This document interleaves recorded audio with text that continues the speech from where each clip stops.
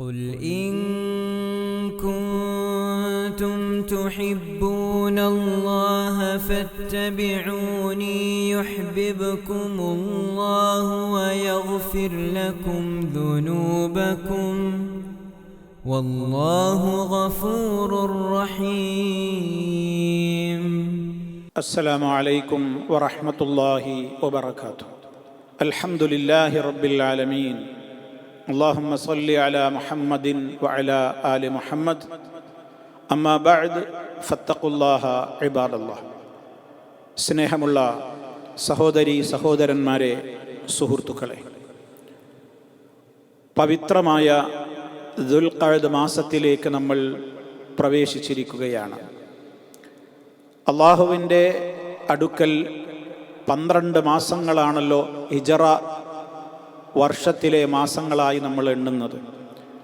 അതിൽ 11ാമത്തെ മാസമായി എണ്ണപ്പെടുന്ന ദുൽഖഅദ മാസം, പല കാര്യങ്ങളും നമ്മൾ അതിനെ സംബന്ധിച്ച് ചുരുങ്ങിയ നിലക്ക് അറിഞ്ഞിരിക്കേണ്ടതുണ്ട്. ഒന്ന്, ആ പേര് എങ്ങനെ അതിന് ലഭിച്ചു എന്നുള്ളത് പണ്ഡിതന്മാർ പ്രസ്താവിച്ചതായി കാണുവാൻ സാധിക്കുന്നു. ദുൽഖഅദ എന്ന പ്രയോഗം, ഖഅദ നമുക്കറിയാം, ഇരുന്നു, ഖുഊദ് ഇരിക്കൽ, അതിൽ നിന്നൊക്കെയുള്ള പ്രയോഗമാണ് ഖഅദ. ദുൽഖഅദ ഇരിക്കുന്ന മാസം എന്ന് പറഞ്ഞാൽ എന്താണ് അതുകൊണ്ട് ഉദ്ദേശിക്കപ്പെടുന്നത്? അവർ ആ മാസത്തിൽ യുദ്ധത്തിൽ നിന്ന്, അതുപോലെ തന്നെ മറ്റു പ്രദേശങ്ങളിൽ പോയി അറ്റാക്ക് നടത്തുന്നതിൽ നിന്ന്, സമരമുഖത്തു നിന്നൊക്കെ ഈ മാസങ്ങളിൽ, ഈ മാസത്തിൽ അവർ വിട്ടുനിൽക്കുകയും അവർ അവരുടെ നാടുകളിൽ തന്നെ തങ്ങും. കാരണം മറ്റു യാത്രകളിലേക്കൊന്നും അവർ പോകാത്ത മാസമാണ്. കാരണം 2 കാരണങ്ങളുണ്ട്. ഒന്ന്, ഹജ്ജിന് വേണ്ടി അവർ പോകുന്ന യാത്രക്കുള്ള അവസരങ്ങളായും, അതേപോലെ തന്നെ പവിത്രമായ മാസങ്ങളായതുകൊണ്ട് ആ ഒരു പ്രത്യേകതയും ഒക്കെ അവരതിനെ കാണുന്നുണ്ട്. അപ്പം അതുകൊണ്ട് തന്നെ അവർ വല്ലാതെ യാത്രകളൊക്കെ ഒഴിവാക്കി യുദ്ധങ്ങളോ മറ്റു രൂപത്തിലുള്ള പ്രവർത്തനങ്ങളിൽ നിന്നൊക്കെ വിട്ട് അവർ ഇരിക്കുന്ന ഒരു മാസമാണ് എന്നുള്ള നിലക്കാണ് എന്ന് ആ വിഷയത്തിൽ പണ്ഡിതന്മാർ രേഖപ്പെടുത്തിയതായി കാണുവാൻ സാധിക്കും. ഇതാണ് നമ്മൾ അറിഞ്ഞിരിക്കേണ്ടുന്ന ഒരു കാര്യം. രണ്ടാമത്, ഈ മാസത്തെക്കുറിച്ച് നമ്മൾ അറിഞ്ഞിരിക്കേണ്ടത്, ഇത് പവിത്രമായ മാസങ്ങളിൽപ്പെട്ടതാണ്.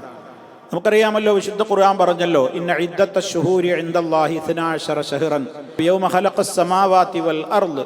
ആകാശഭൂമികളുടെ സൃഷ്ടിപ്പിന്റെ നാൾ മുതൽ എണ്ണപ്പെടുന്നത് 12 മാസങ്ങളാണ്.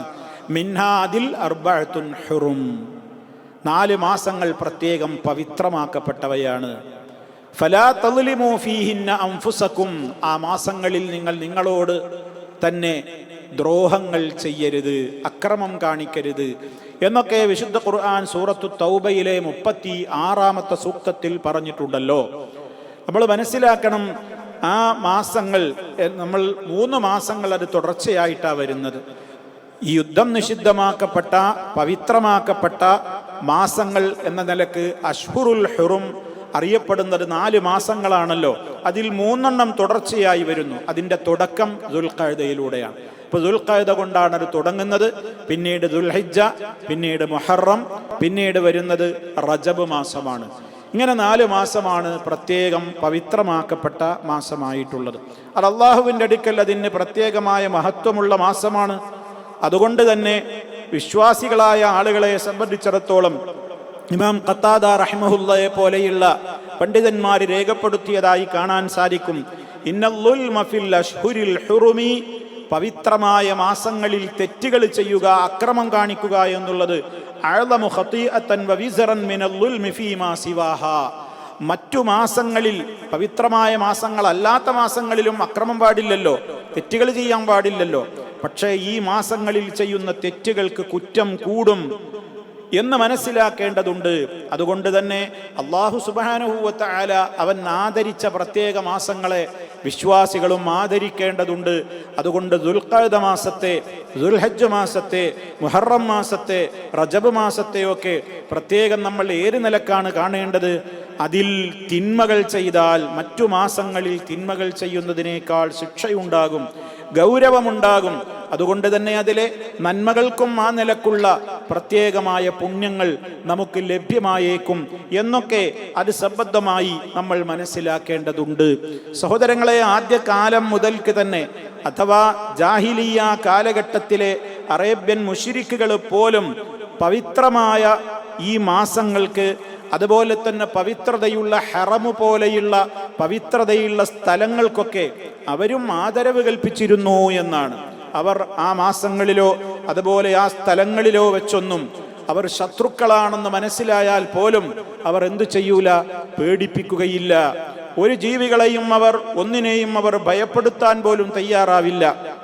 സ്വന്തം പിതാവിനെയോ അതുപോലെ തന്നെ കുടുംബക്കാരെയോ കൊല ചെയ്ത ഘാതകനെ കണ്ടുമുട്ടിയാൽ പോലും ഹറമിൽ നിന്ന് പുറത്തേക്ക് കടത്തിയിട്ടേ, അതല്ലെങ്കിൽ പവിത്ര മാസം കഴിഞ്ഞിട്ടേ അയാളുടെ പേരിലുള്ള നടപടികളോ കൊലപാതകമോ രക്തം ചിന്തലോ പോലും അവരും നടത്തിയിട്ടുള്ളൂ. അതുകൊണ്ട് തന്നെ നാം അള്ളാഹുവിൻ്റെ റസൂൽ സല്ലല്ലാഹു അലൈഹി വസല്ലമ നമ്മോട് കൽപ്പിച്ചതാണ്, ഈ മാസങ്ങൾ പവിത്രമാണ്. അപ്പം നന്മകൾ അധികരിപ്പിക്കുക, തിന്മകളിൽ നിന്ന് വളരെയേറെ ജാഗ്രത പാലിക്കുകയും ചെയ്യേണ്ട മാസങ്ങളുടെ തുടക്കത്തിൽ തന്നെ ദുൽഖഅദ മാസമുണ്ട് എന്നുകൂടി നമ്മൾ മനസ്സിലാക്കുക. മൂന്നാമതായി പറയാനുള്ളത്, ഇത് ഹജ്ജിന്റെ മാസങ്ങളിൽപ്പെട്ട മാസം കൂടിയാണ്. അൽ ഹജ്ജു അഷ്ഹുറുൻ മഅലൂമാത്ത് എന്ന് സൂറത്തുൽ ബഖറ 197 ആയത്തിൽ അല്ലാഹു പറയുന്നുണ്ട്. ഹജ്ജ് അറിയപ്പെട്ട ചില മാസങ്ങളാകുന്നു. എന്താണ് ആ പറയുന്നത്? ഹജ്ജും ഉംറയും തമ്മിലുള്ളൊരു പ്രധാനപ്പെട്ട വ്യത്യാസം, ഉംറ നമുക്ക് എല്ലാ കാലങ്ങളിലും ഉംറ നിർവഹിക്കാം, ഉംറക്ക് വേണ്ടിയുള്ള ഇഹ്റാമിൽ പ്രവേശിക്കാം. അതേ അവസരത്തിൽ ഹജ്ജിന് ഇഹ്റാമിൽ പ്രവേശിക്കാൻ നിർണിത മാസങ്ങളിലെ ദിവസങ്ങളിലേ പറ്റുകയുള്ളൂ. അതിൽ ആദ്യത്തെ മാസം ഏതാണ്? ശവ്വാലാണ്. ശവ്വാൽ 1 മുതൽ ഒരാൾക്ക് എന്ത് ചെയ്യാം? ഹജ്ജിന് വേണ്ടിയുള്ള ഇഹ്റാമിൽ പ്രവേശിക്കാം. പിന്നീട് കുറെ കാത്തു നിൽക്കണമെങ്കിലും. അപ്പൊ ഹജ്ജിന് വേണ്ടിയുള്ള ഇഹ്റാമിൽ പ്രവേശിക്കാൻ ഒരാൾക്ക് സാധ്യതയുള്ളത് എപ്പോൾ മാത്രമാണ്? ശവ്വാലിലും ദുൽഖഅദിലും പിന്നെ ദുൽഹജ്ജയിലെ ആദ്യത്തെ ആ 10 ദിവസങ്ങളും. അപ്പോഴാണ് ഒരാൾക്ക് ഹജ്ജിൽ പ്രവേശിക്കാനുള്ള അനുവാദമുള്ളത്. ആ കാലത്ത് ഉംറയും ചെയ്യാം. അതേ അവസരത്തിൽ ഉംറ എല്ലാ കാലത്തും ചെയ്യാൻ പറ്റുന്നത് പോലെ ഹജ്ജ് എല്ലാ കാലത്തും നമ്മൾക്ക് അതിൽ ഇഹ്റാമിൽ പ്രവേശിക്കാൻ കഴിയില്ല.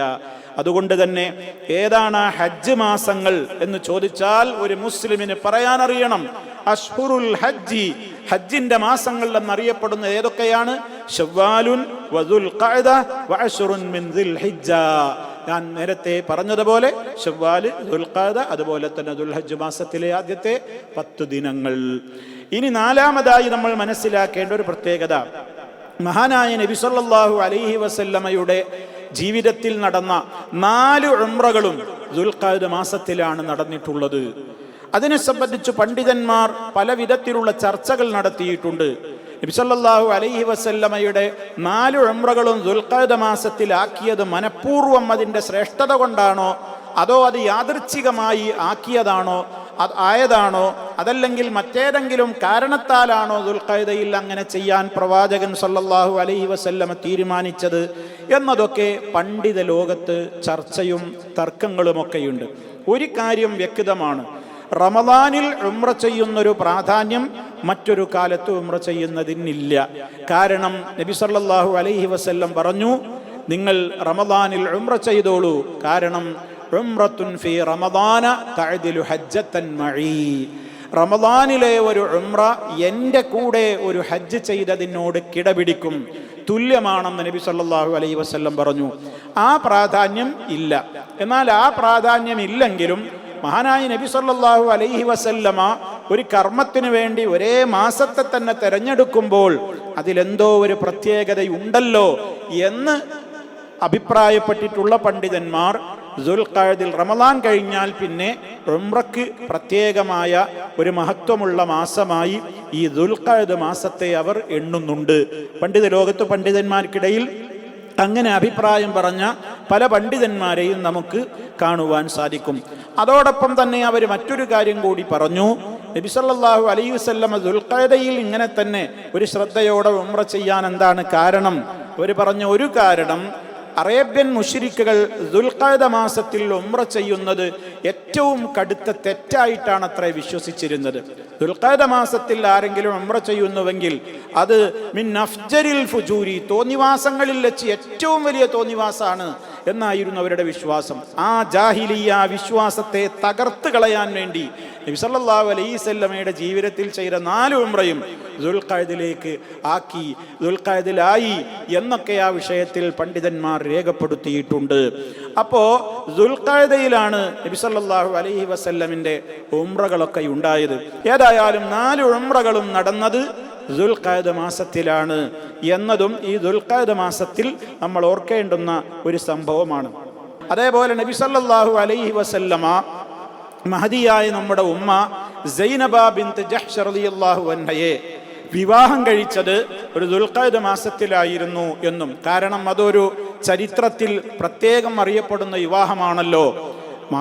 തൻ്റെ വളർത്തുപുത്രനായ സെയ്ദ് റളിയല്ലാഹു അൻഹു കല്യാണം കഴിച്ച് അവർ തലാഖ് ചൊല്ലിയ ആ ഉമ്മയെ അഥവാ ആ സഹാബ വനിതയെയാണല്ലോ നബി സല്ലല്ലാഹു അലൈഹി വസല്ലം വിവാഹം കഴിച്ചത്.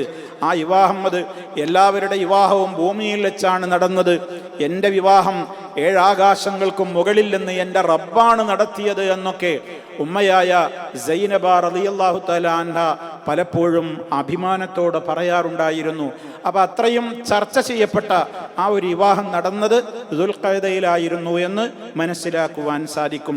അതുപോലെ തന്നെ ഹുദൈബിയയിൽ സന്ധി നടന്ന ആ കാലവും ദുൽഖഅദ മാസത്തിൽ തന്നെയായിരുന്നു എന്നുള്ള ചരിത്രങ്ങളും നമുക്ക് വായിക്കുവാൻ സാധിക്കും. അപ്പം ഇതേപോലെയുള്ള കുറേ കാര്യങ്ങൾ നമുക്ക് ഓർക്കുവാൻ പറ്റിയ, അഥവാ പല കാര്യങ്ങളും നമ്മൾ പലപ്പോഴും ചിന്തിച്ചിട്ടില്ലാത്ത പല കാര്യങ്ങളും ഈ ഒരു ദുൽഖഅദ മാസം വന്നണയുമ്പോൾ നമ്മുടെ മനസ്സിലേക്കത് വരുന്നുണ്ട്. പ്രത്യേകിച്ച് നാം മനസ്സിലാക്കുക, അള്ളാഹു പവിത്രമാക്കിയ മാസങ്ങളിലെന്നറിയപ്പെടുന്ന മാസങ്ങളിലെ ആദ്യത്തെ അഥവാ തുടർച്ചയായി വരുന്ന ദുൽഖഅദ, ദുൽഹജ്ജ്, മുഹറം അതിലെ ആദ്യത്തെ തുടക്കത്തിലെ മാസവും കൂടിയാണത്.